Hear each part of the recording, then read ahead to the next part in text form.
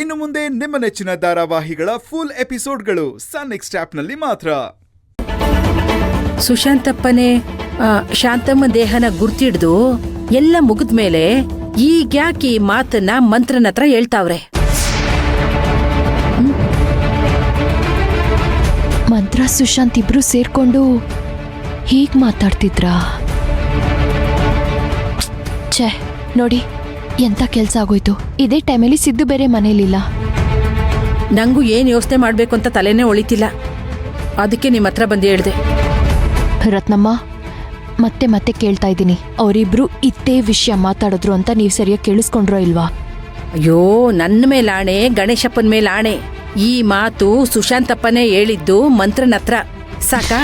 ಸರಿ ಸರಿ, ಬನ್ನಿ ನನ್ ಜೊತೆ. ಎಲ್ಗೆ? ಅವ್ರ ಹತ್ರ ನೇರವಾಗಿ ಕೇಳ್ಬಿಡೋಣ.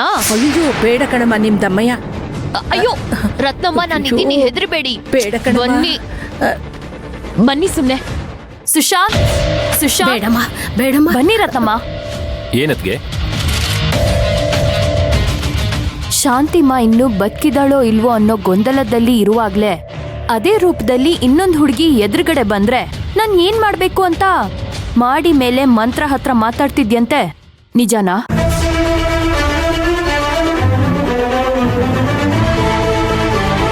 ರತ್ನಮ್ಮ,